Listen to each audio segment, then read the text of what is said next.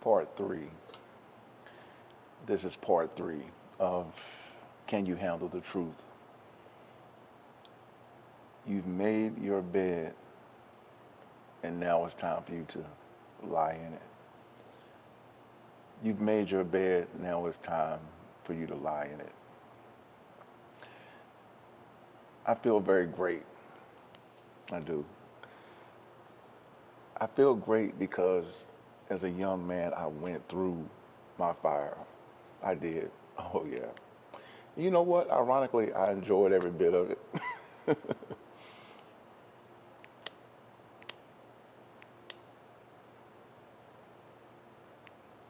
Yes, it's part of life. So you've made your bed. As a father who did not get a fair chance with his own child, it's not cool whatsoever. It was not cool. At the time, I was made to pay child support for a child I didn't even see. Not because I didn't want to see her, but because the mother blocked everything. She even offered or asked me to sign over my rights to my own child.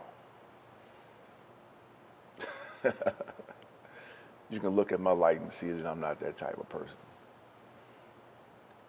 I was humiliated when that was said to me. You know, so let's get this straight again. Someone who did not want anything from you that asked you to sign over your rights. Someone who purposely kept a child from you, male or female. I happen to be male. This is the situation. Have purposely kept a child from you, violated court orders 4 to 5 times in violation. Judge didn't do anything about it. Falsely accused of touching my own child. You got to live with that. You do. And again, I'm telling this story for other entrepreneurs out there. This is not about throwing shade. So we're gonna bring it back to focus here because this is one of the things that I went through, you know what I'm saying, to get to where I am today. We don't want anything from you. We don't shop here. I'm gonna get my daughter some things. But where do you get them from? Because we don't shop over there. See. But in the last stages now, you didn't want anything. And you told me if I do decide to try to fight, that I would have to pay. And you threw me into this system and painted me to be a deadbeat father. Yes, at that time I had a felony. Couldn't find work, etc. So I picked up the pieces and made it. There were times I couldn't feed myself, you know. But the Most High put me in a position where I was able to climb just a little bit. And what I will say with that, I walked away because of what was done to me. Not only was I torn emotionally, but I seen my child go through the same thing, and I did not want her to grow up that way. It's called wisdom. So here we are 25 years later, where you have everything that you wanted. All the years, all the birthdays, everything that I missed.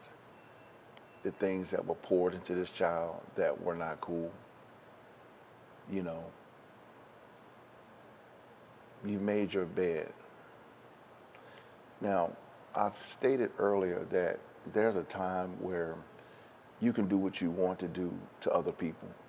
You know what I'm saying? But when you start bringing other souls into the balance, that's where the problem comes. As I'm making this video, my mother is on her deathbed, in her final stages, I'll say. This is true. And you've leaked the poison into this situation. My mother can't get up and walk outside to get a breath of fresh air. She can't go to the bowling alley for any type of recreation, you know, maybe let's process this thing. But yet, she has to lay there and process this with no outlet.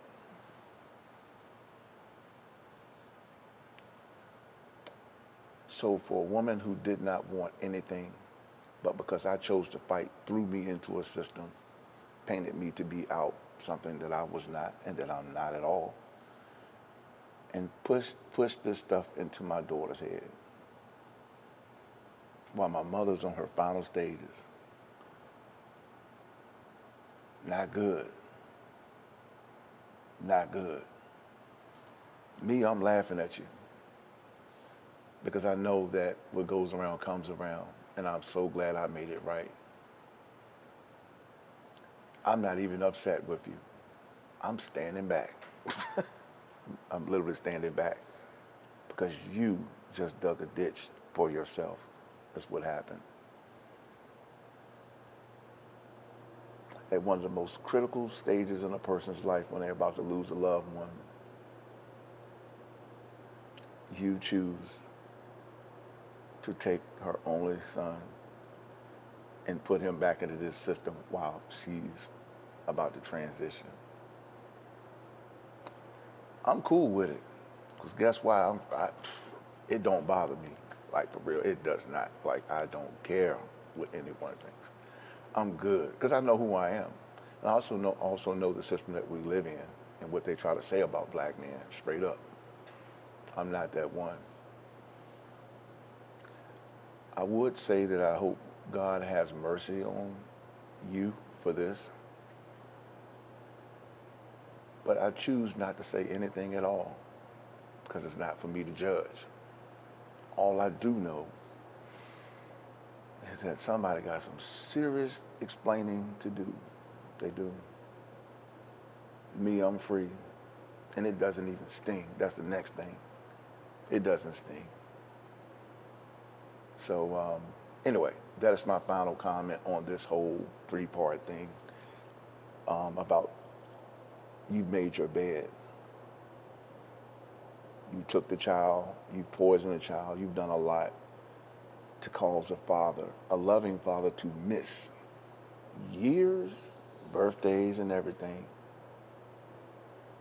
The father lets go because he didn't want the child to suffer, nor is there any advocates, no one there to basically stand up for the father's side. I had to tuck the pain in and build, you know, and then when I get to my pinnacle, alleged pinnacle, as some may say, you know, and while my mother is ready to transition, I'm put back into the beat system by you. It's all good. And I'm smiling. I really am. There was a time I couldn't smile, but you know what? I am in a very good place because he that dig a ditch shall dig too.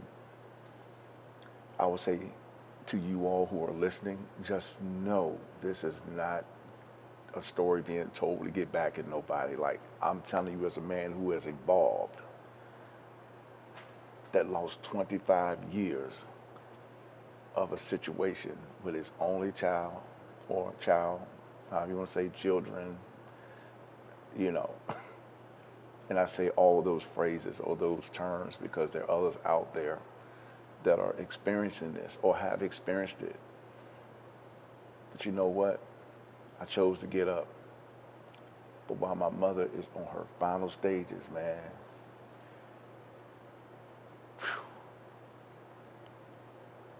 it is actually like, I'm smiling because it's like, it's funny. At the same time, it's sad. Because when everything really unfolds, when our daughter finally knows the truth, yeah. But now it's out here for the world to see. And like I said in closing, Now you left holding the bag. And I'm going to end it on this right here. I got to say this. I don't know if y'all remember Bugs Bunny and Elmer Fudd. You, Elmer Fudd would always chase Bugs Bunny around with this musket. Just chase him around, chase him around.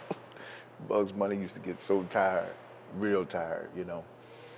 And then one time, Bugs Bunny was running, and there was nowhere else to go, and he ran up a tree and did a backflip, and came on the other side of Elmer Fudd and grabbed his musket, his gun, he grabbed it, and pointed at him, and he said, aha, it ain't no fun when the rabbit's got the gun.